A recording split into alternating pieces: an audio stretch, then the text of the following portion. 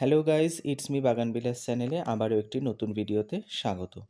আজকে অনেক দিন বাদে আমি একটি ভিডিও পোস্ট করছি আমার ইউটিউব পেজ থেকে। তোমরা দেখতেই পাচ্ছ আশা করি। আজকে আমি ড্রাগন গাছের একটি ভিডিও তোমাদের সামনে আমি উপস্থাপন করব। আজ আমি তোমাদের সাথে শেয়ার করব যে ফেব্রুয়ারি মাসে কোন মিশ্র সারটা প্রয়োগ করলে গাছের দ্রুত ফলন আসবে এবং আগামী মার্চ মাসে এবং এপ্রিল মাস থেকে প্রচুর পরিমাণে ফুল ও ফল পাবে। তো চলো শেয়ার করা যাক। তো বন্ধুরা দেখো, আজকে আমি যে মিশ্র সারটি তৈরি করব সেই মিশ্র সারটির সম্পূর্ণ যে উপকরণগুলো আজকে আমি মিক্সড করব, প্রত্যেকটা উপকরণ কিন্তু আমি নিয়ে নিয়েছি। তো চলো আমি তোমাদেরকে বলে দিচ্ছি আমার দুটো 10 ইঞ্চি টবের গাছের জন্য কতটা কি পরিমাণে আমি ব্যবহার করছি। তো সবার প্রথমেই দেখো, এখানে আমার যেটা রয়েছে এটা আমার নিজের হাতে তৈরি করা একটি মিক্সড সার। এটা কিচেন ওয়েস্ট কম্পোস্ট সার, যেটার ভিডিও দেখবে আমার প্লেলিস্টে অলরেডি দেওয়া রয়েছে। তোমরা চাইলে সেখান থেকে গিয়ে দেখে নিতে পারো যে আমি কি পদ্ধতিতে ঘরোয়া কিচেন ওয়েস্ট দিয়ে কিচেন কম্পোস্ট সার আমি তৈরি করেছিলাম। তো সেখানকারই এইটুকু সার আমার বেঁচে ছিল, সেখান থেকে আমি এতটুকু পরিমাণ সার আমি নিয়ে নিয়েছি। আমার এই হাতের 4 মুঠ মতো আমি মিক্সড সারটা নিয়ে নিয়েছি। আর এর সাথে এখানে রয়েছে এটা খোল গুঁড়ো, যেটা আমার হাতের 2 মুঠ নিয়েছি। এখানে নিয়েছি এপসম সল্ট 1 টেবিল চামচ মতো। এটা গাছের প্রচুর পরিমাণে ক্লোরোফিল আনার জন্য এবং পাতাগুলো স্বাস্থ্যোজ্জ্বল এবং সবুজ থাকার জন্য এই এপসম সল্টটা ব্যবহার করা হয়। আর এখানে নিয়েছি গাছের ক্যালসিয়ামের ঘাটতি পূরণ করার জন্য ডিমের খোসা গুঁড়ো। এটাও আমার ঘরোয়া পদ্ধতিতে তৈরি করা রয়েছে। ডিমের খোসাগুলো ভালো করে রোদে শুকিয়ে আমি হাতে এটাকে ভালো করে ডলে ডলে গুঁড়ো করে নিয়েছি। এটা নিয়েছি আমি আমার এই হাতের 1 মুঠ মতো। এখানে নিয়েছি শিংকুচি গুঁড়ো, যেটা জৈব, সম্পূর্ণ জৈব সার। এটাও আমার হাতের 1 মুঠ মতো নিয়েছি। এখানে নিয়েছি বিভিন্ন ধরনের মাটিতে পোকা এবং ছোট ছোট কীটনাশক, সেগুলোকে দমন করার জন্য এখানে নিয়ে নিয়েছি নিম খোল। এটা আমার হাতের 2 মুঠ মতো নিয়েছি।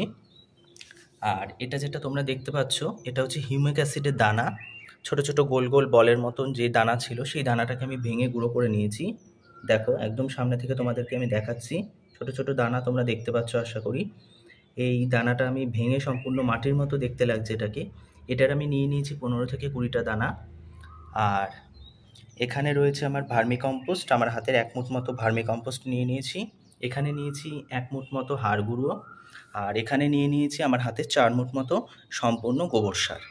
এটা কিন্তু আমার এখানে খাটাল রয়েছে, সেখান থেকে খাটাল থেকে আমি কালেক্ট করে এটাকে রোদে ভালো করে শুকিয়ে হাতে যতটা সম্ভব গুঁড়ো করে নিয়েছি। আর এখানে রয়েছে আমার পুরনো বালি এবং সার মিশ্রিত কিছুটা মাটি, যে মাটির সাথে আমি এই সকল সারগুলো খুব ভালোভাবে কিন্তু মিশিয়ে নেব। আর সবশেষে লাস্টে 1 চামচ যে কোনো গ্রুপের ফাঙ্গিসাইড পাউডার তোমরা মিশিয়ে নিতে পারো। এটা ভালো করে মিশিয়ে নিয়ে আমি ফিরে আসছি ভিডিওটিতে।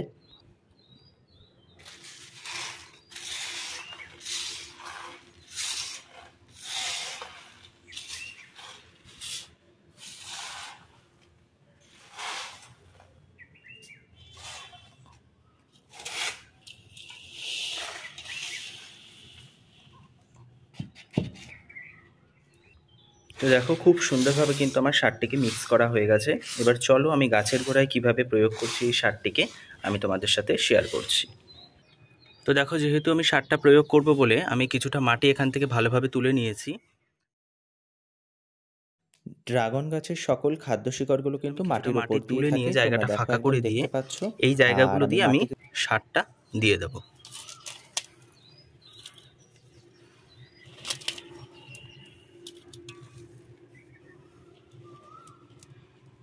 আর হিউমিক অ্যাসিডটা দেওয়া এই কারণের জন্যই, কারণ হিউমিক অ্যাসিড হচ্ছে গিয়ে আমি যে সারগুলো প্রয়োগ করছি এই সারগুলো যাতে শিকড়টাকে খুব ভালোভাবে অ্যাক্টিভ করে দিতে পারে এবং মাটি থেকে সম্পূর্ণ পুষ্টি রসটা যাতে সে ভালোভাবে শোষণ করে সুন্দরভাবে বেড়ে উঠতে সাহায্য করে এই হিউমিক অ্যাসিড। তোমরা যে কোনো গাছে ব্যবহার করতে পারো, পরিমাণ মতো বুঝে নিয়ে তোমরা দিলেই খুব ভালো রেজাল্ট পাবে। তো দেখো, আমি মাটিগুলো এইভাবে দিয়ে দিচ্ছি এবং চারিদিকে এরকমভাবে কিন্তু ছড়িয়ে দিচ্ছি। খুব সুন্দরভাবে ছড়িয়ে দিতে হবে এবং শিকড়গুলো ভালোভাবে ঢেকে দিতে হবে।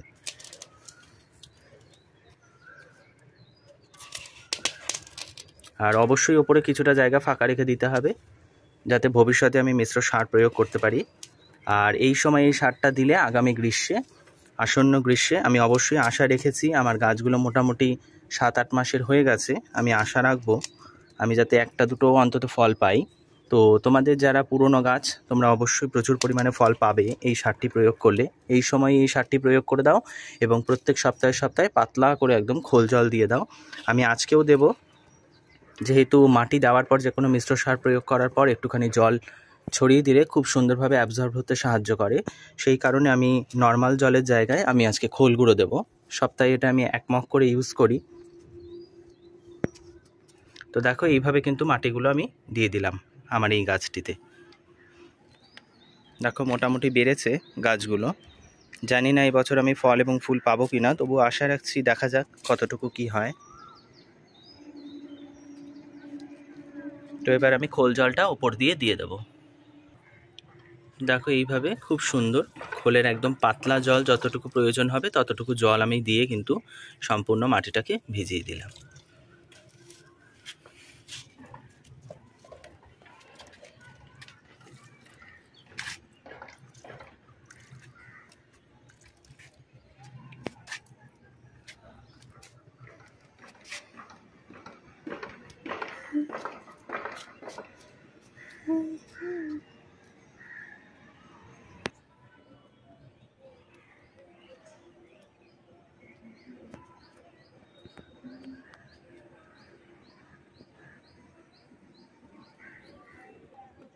তো দেখো বন্ধুরা, এই একটি ড্রাগন গাছ আমি তৈরি করেছি। গাছের ডাল কেটে নর্মাল বালি আর মাটির মধ্যে বসিয়ে দিয়েছিলাম একটু ভার্মি কম্পোস্ট আর গোবর সার মিশিয়ে।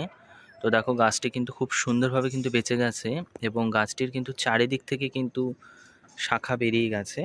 তবে এতগুলো শাখা রাখলে কিন্তু কোনোদিনই হবে না।